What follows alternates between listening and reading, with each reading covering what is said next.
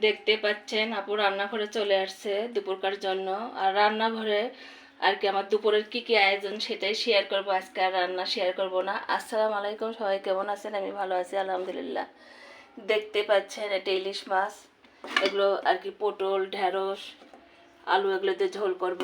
আর এখানে মাংস নিয়ে আসছে হাজব্যান্ড, সেগুলো রান্না করব। আর এখানে কিন্তু মাংসর আর কি কোয়াপ, সেটা করব আমি পোলাও দিয়ে খাওয়ার জন্য। আজকে পোলাও রান্না করব না, রেডি করে রাখবো। এখানে দেখায় যে গরুর মাংস, খাসির মাংস আনছিল আমার ছোট ভাইদের মধ্যে আর কি, ওরকমই রেখে দিয়েছিলাম। আমার ছোট ভাই আর বোন মিলে দিছে, দুজনে এসে এক জায়গায় করে আর কি কোরবানি দেয়, সেখান থেকে আমাকে দিয়ে পাঠাইছে 5 কেজি গরুর মাংস আছে এখানে।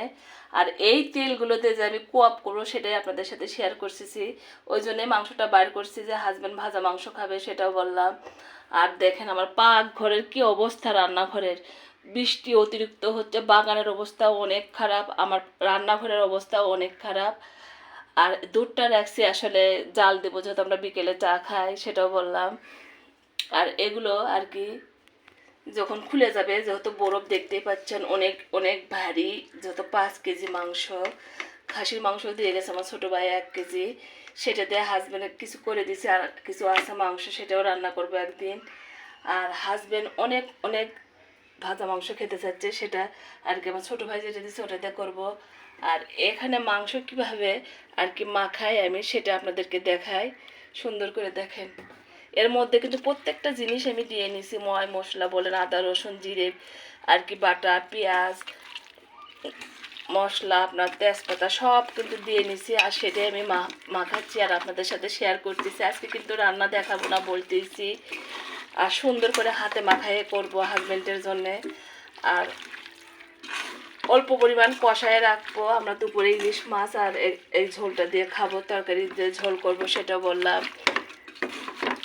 সবাই সবার ভিডিও দেখবেন, আবারও বলি ফেসবুকে কাজ করতে হলে একদম কিন্তু হিংসা করা যাবে না। যে ভিডিওই আসুক সামনে দেখবেন, তাহলে আপনার উন্নতি হবে, কারণ সেটা আমারও হয়। বড় ভিডিও হোক ছোট ভিডিও হোক, সবাই সবার ভিডিও দেখবেন। এটা মাখায় নিলাম, পানি আমি এখন দিব না। আর এই কোয়াবের মাংসটা মাখাবো এখন। দেখেন কোয়াবের মাংসতে কিন্তু আমি একই অবস্থা করছি, এখানে কিন্তু একটা হাড্ডিও নেই, দেখেন একটা হাড্ডিও কিন্তু নেই, সব কিন্তু মাংস। আর একটু বড় হলে ভালো হতো, আমার চাচি তো আগেই কেটে ফেলে দিছে, বললো যে আমাকে বলা লাগে না। আমার মনে হয় তেল দেয়নি, মনে নেয়, কারণ এক হাত দিয়ে ভিডিও আর এক হাত দিয়ে কিন্তু ঢালা মেলা করতে কিন্তু অনেক সমস্যা হয়ে থাকে। এই যে তেল দিয়ে দিলাম, কোয়াবের মাংস একটু বেশি তেল দিব না, যেহেতু কোয়াব কিন্তু তেলের মধ্যে ভাজতে হয়, আমি সর্ষের তেলের মধ্যে ভাজবো। আর গরুর মাংসের একটু তেলও দেবো, দিয়ে ভাজবো, যে তেলটা বেরোবে আর কি ভাজা মাংস, সেটা দিয়ে আমি ভাজবো সেটাও বললাম। আর কোয়াবের মাংস কিন্তু এর থেকে 2 গুণ বেশি হলে ভালো হয়। আর আমার চাইছি তো অনেক অনেক ছোটো করে ফেলে দিতে, সমস্যা নেই, কারণ যেহেতু আমরা বাসায় খাবো। আর অনেকে পিসা আর কি দিয়ে থাকে, আপনার পেঁয়াজটা পিসা দেব না, পেঁয়াজটা আমার যেহেতু টাটকা একবারে সিদ্ধ হয়ে যাবে আমি জানি, সেটাও মাখায় নিলাম। আর এখন এই যে এখানে পানি রাখছি, দেখেন কিভাবে দিই। মাংস যেহেতু মাখায় রাখলাম, এই পানিটাই কিন্তু আমি 2 মাংস দিয়ে দেবো কোয়াবের মাংসতে। আর এখানে যে হাজব্যান্ডের জন্য মাংস রান্না করব সেটাতে দিয়ে দেবো, দিয়ে সুন্দর করে কিন্তু আমি কষাবো, কষাই আবার তেলানি দেবো, তাহলে আমার জন্য একটু ভালো হয়। সবসময়ের জন্য আমি এইভাবে কিন্তু সুন্দর করে আগে রান্নার আয়োজন করে নিই, সুন্দর করে তারপরে কিন্তু রান্না করি। আর আজকে রান্না করা দেখাবো না বলতেছি তো, সবাই ভালো থাকেন। আর এখানে কিন্তু অনেক বড় একটা কাতল মাছ, সেটাও আমি আর কি রান্না করব, সেটাও আপনাদের দেখালাম। আয়োজনটা দেখাচ্ছি রান্নার, আমি কিন্তু রান্না দেখাচ্ছি না। সবাই ভালো থাকেন, সুন্দর থাকেন। শুধু কোয়াবের মাংস আর গরুর মাংস রান্না করবো, সেটা মাখালাম আর সেটাই সবাইকে দেখালাম। আর আমার রান্নাঘরের অবস্থা অনেক অনেক খারাপ, সেটাও বললাম, পরিষ্কার করতে পারছি না অতিরিক্ত বৃষ্টির কারণে। বাগানের অবস্থাও কিন্তু ওরকম হচ্ছে।